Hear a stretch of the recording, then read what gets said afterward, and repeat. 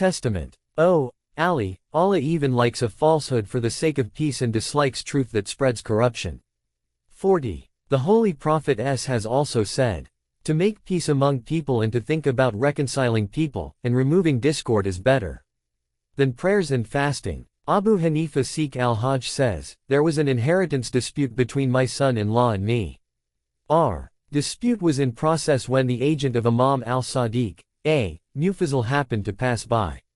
He stopped to listen for a while, then returned to his house. He then gave us 400 dirhams and solved the dispute. Then he said, the money that I gave you was not mine.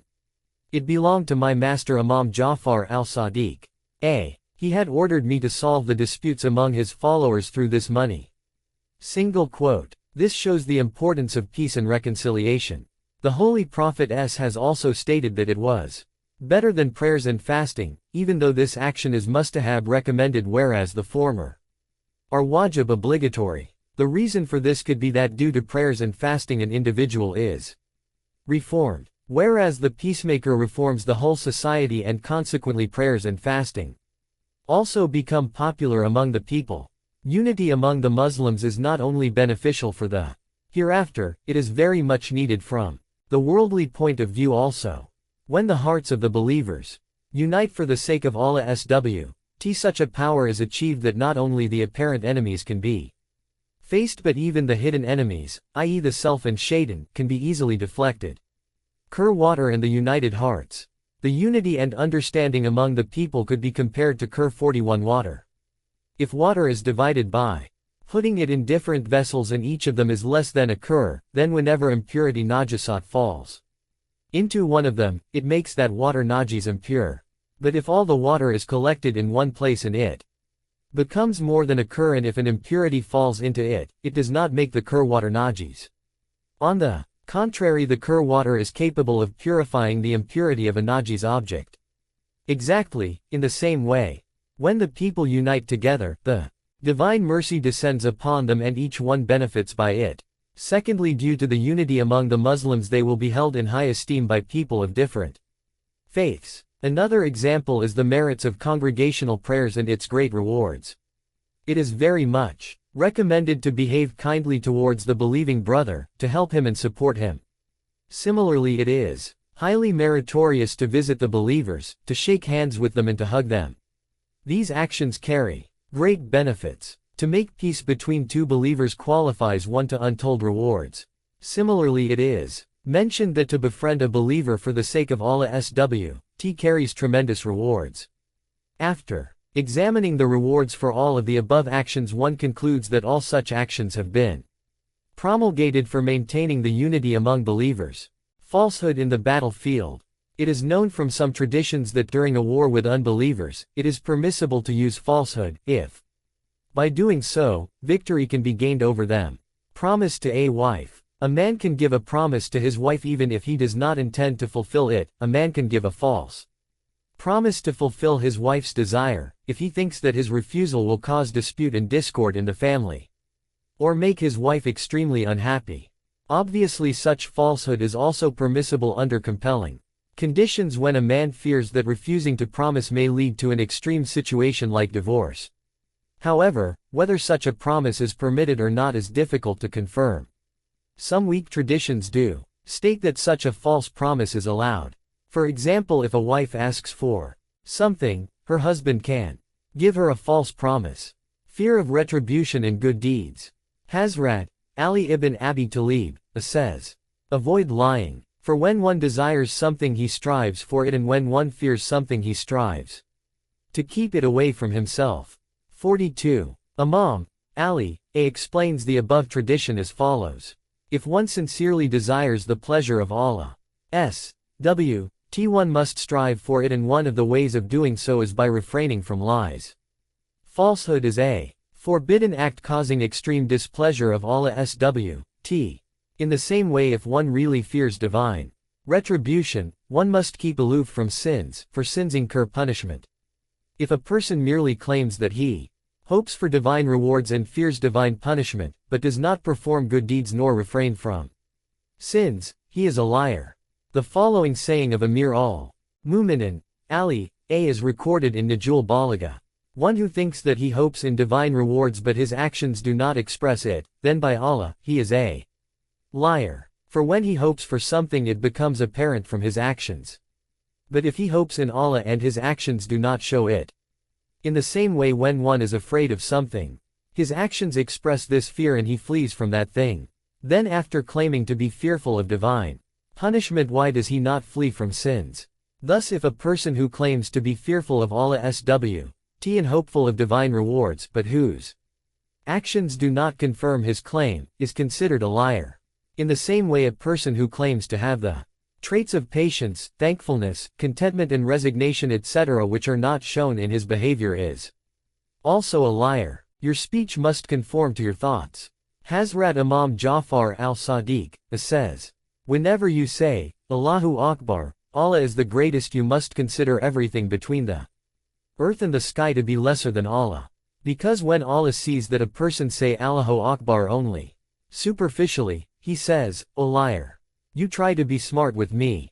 By my might and honor I shall deprive you of my remembrance. Single quote. It is regretful that people verbally say, Allahu Akbar, but their actions belie their words. For if they are told to do something for the sake of Allah's or to refrain from something for the sake of Allah's they do not pay any heed, but if a monetary fine is due for any disobedience, they are sure to respond. Thus money has importance for them than Allah's pleasure or displeasure. There are people who perform particular actions, or restrain from them only due to fear of harm by fellow humans. If they are told to do so only due to the fear of Allah's they will not be impressed. A show of submission. A person who says to Allah's the only do we worship and the only we ask for help, but his actions are such that day and night he is involved in the acquisition of wealth and is preoccupied in the satisfaction of carnal desires. Can we consider this man to be truthful? Does this man really worship Allah's In the same way many a man puts his trust and faith in the apparent agencies through which he gets his profit and gain. He regards these as the deciding authorities and seeks their help, overlooks the fact that these means themselves are through Allah's grace. Can such a person be truthful when he says the only do we worship and the only we ask for help? Falsehood in supplications. Oftentimes people supplicate with the following words, I am pleased with my Lord and cherisher, he the sole cherisher of all the creatures. I am satisfied with him. But if the situation changes and these people are faced with distressing circumstances, they do not hesitate to complain about what Allah's has decreed for them. In such a case the above-mentioned supplication amounts to lying. Confession of belief in the Imams. A.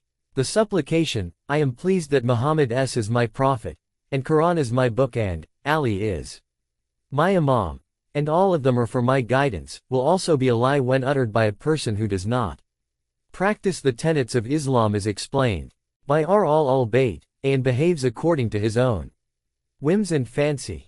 Do you speak the truth?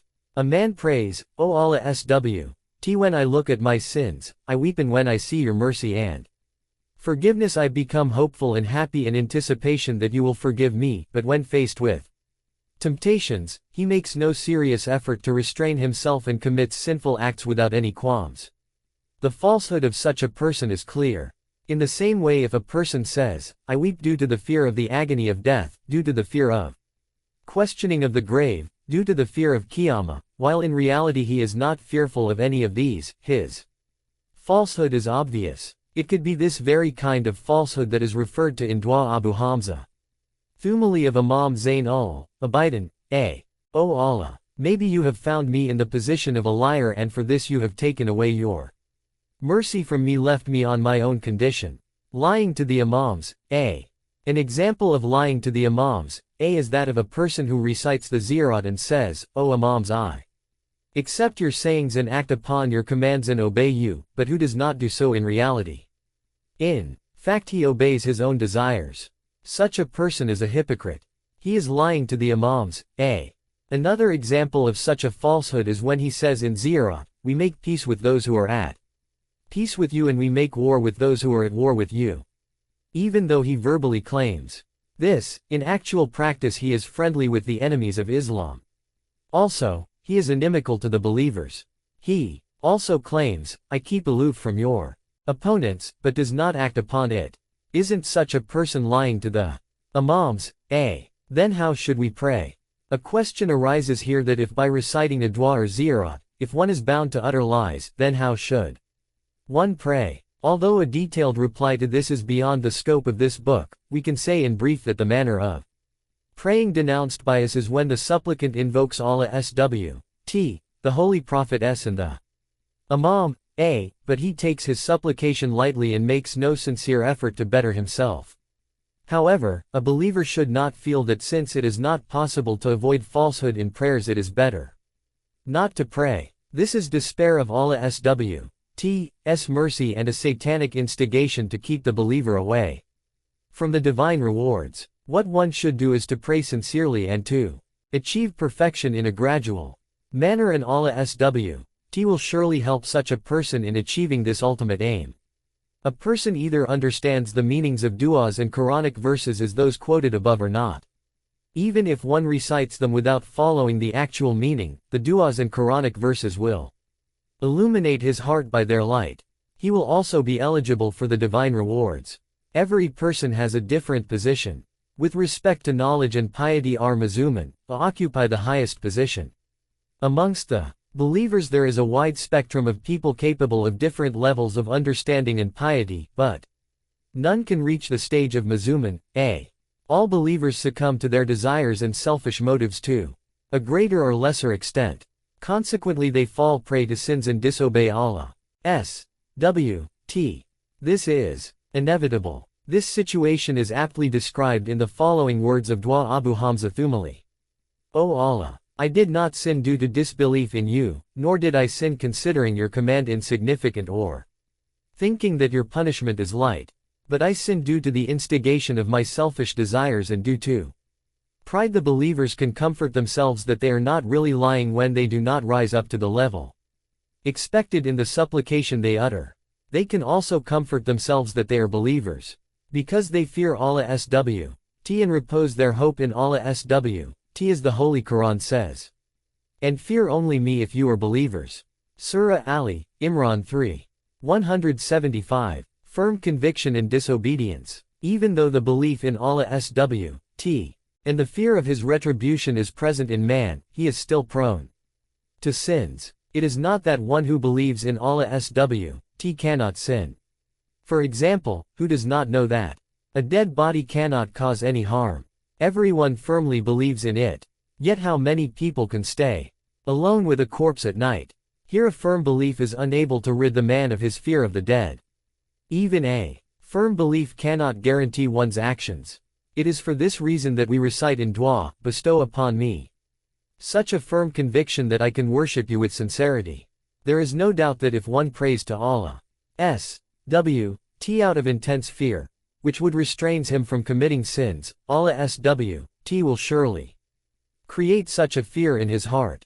Also the magnitude of his fear increases along with the increase in grades of piety and obedience which he achieves due to constant efforts. It has been mentioned in the traditions, whoever desires something and strives for it, finds it. Truly, being absolutely truthful seems possible only for the Muslimin, as the Holy Quran states, and be with the truthful ones. Surah At-Tawbah 9. 119. The truthful ones referred to in this ayat are the Ahl Bayt, 1. Wasil ul-Shia, 2. Mustadrak ul-Wasil, 3. Mustadrak ul-Wasil, 4. Mustadrak ul-Wasil, 5. Usul al-Kafi, 6. Mustadrak ul-Wasil, 7. Reference to the following verse. But whoever disputes with you in this matter after what has come to you of knowledge, then say, come let us call our sons and your sons and our women and your women and our near people and your near people, then let us be earnest in prayer, and pray for the curse of Allah on the liars. 3. 61. 8. Reference to the following verse. And it shall avert the chastisement from her if she testify 4 times, bearing Allah to witness that he is most surely one of the liars. 24. 8. 9. Al-Kafi. 10. Al-Kafi. 11. Mustadrak ul-Wasil. 12. Mustadrak ul-Wasil. 13. Mustadrak ul-Wasil. 14. Mustadrak ul-Wasil. 15. Wasil ul-Shia. 16. Mustadrak ul-Wasil. 17. Wasil ul-Shia. 18. Al-Kafi. 19. Mustadrak ul-Wasil. 20. Mustadrak ul-Wasil. 21. Wasil ul-Shia. 22. Uyun al-Akbar al-Rida. 23. Al-Kafi. 24. Al-Kafi. 25. Al-Kafi. 26. Wasil ul-Shia. 27. Kashful Muhaja. 28. Najul Balaga. 29. Wasil ul-Shia. 30. Al-Kafi. 31. Al-Kafi. 32. Wasil ul-Shia. 33. Wasil ul-Shia. 34. Kaisal. 35. Sayfanat ul-Bahar. 36. Bahar al-Anwar. 37. Wasil ul-Shia. 38. Najul Balaga. 39. Wasil ul-Shia. 40. Wasil ul-Shia. 41. Kur is 377 liters. According to Islamic practical law, if the quantity of water is more than a kur and if it comes in contact with a najis thing, it is not considered najis unless its color, or its smell, or its taste has changed. 42. Al-Kafi. 18th greater sin. False oath. According to the traditions, false oath belongs to the category of greater sins. False swearing is a greater sin is mentioned in the authentic tradition recorded by Abdul Azim and also in the tradition of Imam al-Rida, is quoted by Faisal ibn Shazan. There is a report from Imam Jafar al-Sadiq, in the book Tuhaf ul-Uqul. False swearing causes destruction of the faith. 1. According to traditions, a person who conveys a false report or oath will be sunk in depravity and will be surrounded by hell fire. The traditions state that false oath destroys a person's faith just as a sharp blade removes hair from the body. To swear by Allah SW, to convey a falsehood is a particularly detestable sin. Punishment for a false oath. As for those who take a small price for the covenant of Allah and their own oaths, surely they shall have no portion in the hereafter, and Allah will not speak to them, nor will He look upon them on the day of resurrection, nor will He purify them, and they shall have a painful chastisement. Surah Ali, Imran 3. 77. This same verse was quoted by Imam Jafar al-Sadiq, to prove that taking a false oath is one of the greater sins. The Prophet's orders the taking of oath. An interesting incident is quoted in Tafsir al-Mizan from the book Amali. Imrul Qais and another man had a dispute regarding some property. Both of them came to the Holy Prophet He asked Imrul Qais, "Can you provide 2 just witnesses to substantiate your claim?" He replied, "Number." The Holy Prophet said, "Then your opponent should take an oath." Imrul Qais said, "But what if he swears falsely and acquires my property?" The Holy Prophet replied, "If he swears falsely, he shall be included among people who will not be eligible for divine mercy on the day of judgment, and Allah shall not purify him of sins. There would be a dreadful punishment for such a man." When the litigant heard these statements, he was filled with horror and gave up his false claim to the property of Imrul Qais. Hazrat Imam Jafar al-Sadiq, is reported to have said, "One who knowingly takes a false oath had made war upon Allah." 2. Imam Muhammad al-Bakir says that the Holy Prophet said, "Refrain from false oath, because it destroys inhabitations and makes the sinner helpless." 3. According to other traditions, false oath and severing relations are 2 such sins that cause the destruction of towns and cities. The inhabitants are eliminated and the progeny terminated. Evil consequences of false oaths. Hazrat Imam Jafar al-Sadiq says, "One who swears falsely becomes poor within 40 nights means 40 days. 4. Many traditions of similar connotations are available. The same Imam has also said, "The false oath that takes one to the fire is the one which is taken to usurp the right of a Muslim or to usurp his property." And Imam Jafar al-Sadiq also remarks, "When a person says, 'Allah knows,' when in fact he is speaking a lie, then Allah tells him, 'Didn't you find anyone other than me to ascribe the falsehood to?'" 5. The Holy Imam also says, "When a person says, 'Allah knows,' and the fact is that Allah knows contrary to what he alludes, the Heavens shudder due to the might and divine anger. Types of oaths. An oath is taken to prove some fact or report, or to relate the same with emphasis. There are 4 kinds of oaths. 1. Wajib obligatory. 2. Mustahab recommended. 3. Makruh detestable. 4. Haram prohibited. When does it become wajib obligatory to swear? It is wajib to take an oath in a situation where one's life or honor, or that of another Muslim, is in danger, and taking the oath can ward off the danger. When it is wajib to protect one's property, it is also wajib to take an oath for its protection. In fact, in all the above situations it is wajib even to take a false oath, although as a precautionary measure one should first try one's best to employ Torah. Mustahab oath. There are situations where it is mustahab to take an oath or to refrain from doing so. In case of very insignificant property belonging to oneself or to another Muslim, it is not wajib to swear. In this case it will be mustahab to do so. Property that is usually considered insignificant is worth 30 dirhams or less. Zurara asked Imam Muhammad al-Baqir, the oppressive rulers forcefully collect taxes from us. Can we swear falsely that we have nothing to give tax on when it is not possible to save our money without swearing falsely? Imam said, take such oaths. Such oaths are more sweet than dates and butter. 6. However, if the property is not worth much, especially if its value is less than 30 dirhams, then it is mustahab not to swear falsely, even if it may be necessary to save oneself from the oppressor. Hazrat Imam Jafar al-Sadiq has quoted the following tradition from the Holy Prophet s.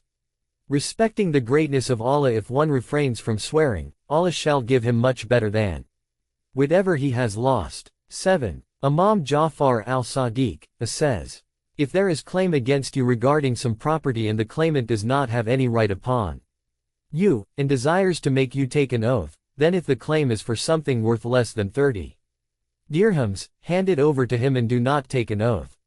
But if it is worth more than 30 dirhams, take the oath and do not give him anything. 8. The Holy Prophet says, if a person takes his debtor or one who owes him something to the court of the ruler, and the king asks him to swear, and knowing that he is on the right he respects the greatness of Allah and refrains from swearing, then on the day of Qiyamah Allah shall not desire for him a position less than that of Hazrat Ibrahim. Imam al-Sajjad avoids swearing.